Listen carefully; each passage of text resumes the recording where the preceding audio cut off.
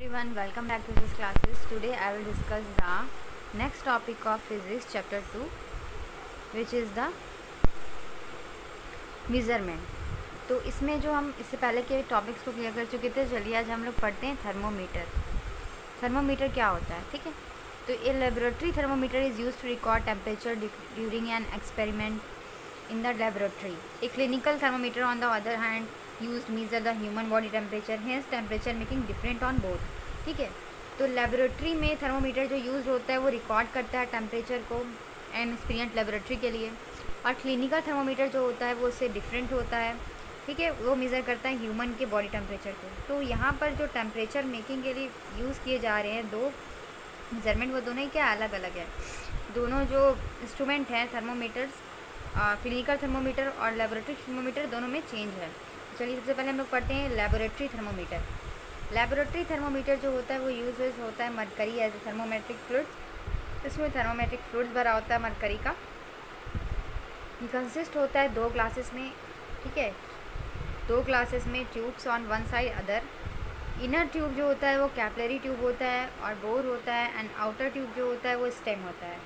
तो lower end end of bore widens out the bulb contain mercury. The outer end of the sealed end stem has Celsius और Fahrenheit marking. इसमें दो measurement ये होते हैं, एक सेल्सियस में होता है, एक फ़ारेनहाइट में होता है.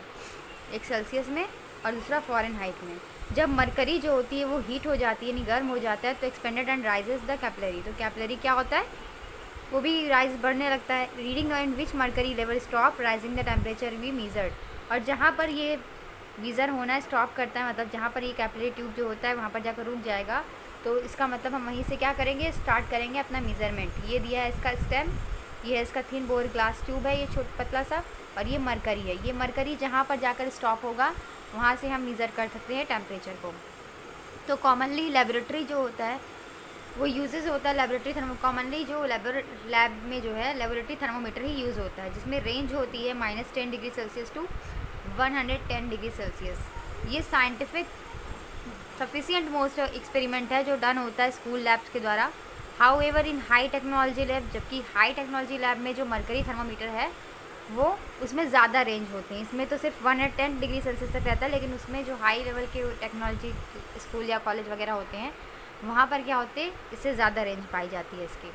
फिर है हमारा क्लिनिकल थर्मोमीटर. क्लिनिकल थर्मोमीटर क्या होता है, नॉर्मल टेम्परेचर जो होता है ह्यूमन बॉडी का वो 37 डिग्री सेल्सियस या फिर 98.6 फ़ारेनहाइट डिग्री होता है.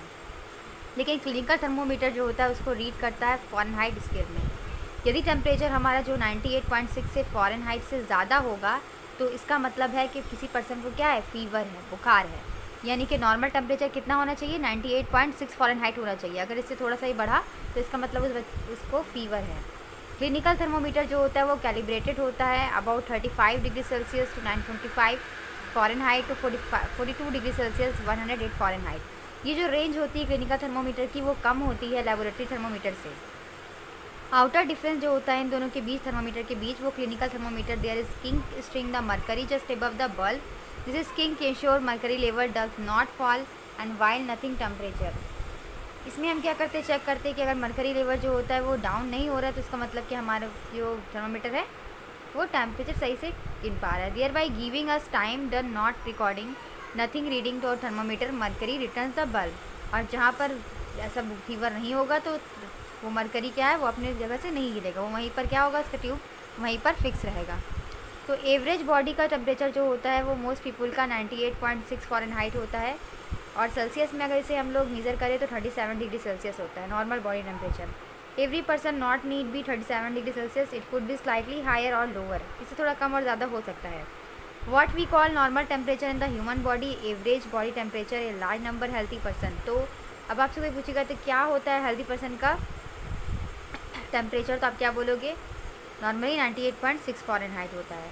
तो थर्मोमीटर जो होता है वो अलाउ करता है marks indicated normal body temperature को. तो इस तरीके से यहाँ पर जाकर 37 डिग्री सेल्सियस मेज़र कर रहा है. देखिए यहाँ पर जो हमारा पारा है वो 37 डिग्री सेल्सियस पर रुका है आकर.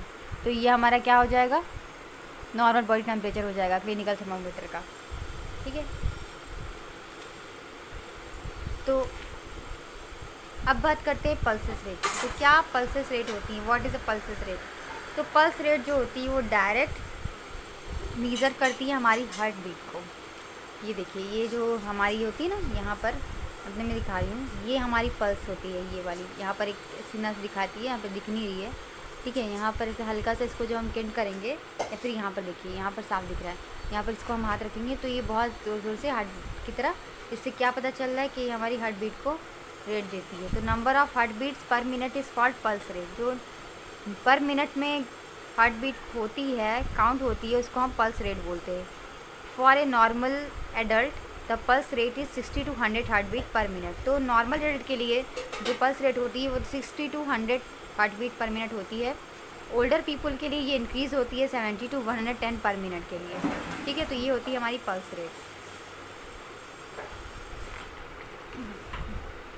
अब यही से हमारा जो टॉपिक है, ये फिज़िक्स का चैप्टर 2 पूरा कवर हो चुका है। इसे अब आप अच्छे से पढ़िएगा और जहाँ पर डाउट हो आप मुझे कमेंट कीजिएगा। और यहाँ पर कुछ क्वांटिटी दी हुई है, तो इसका आपको क्या करना है, इसका आप लोग को स्क्रीनशॉट ले लेना है, ठीक है। और यहाँ पर मैं आपको एक पिक्चर भी सेंड करूँगी जिससे आप याद कर लीजिएगा जो भी इसमें फार्मूला वगैरह है या फिर जो भी इसमें डेफिनेशन है। तो अगर आपको मेरी वीडियो अच्छी लगी हो तो इसे लाइक एंड सब्सक्राइब कीजिएगा। Thank you, keep watching.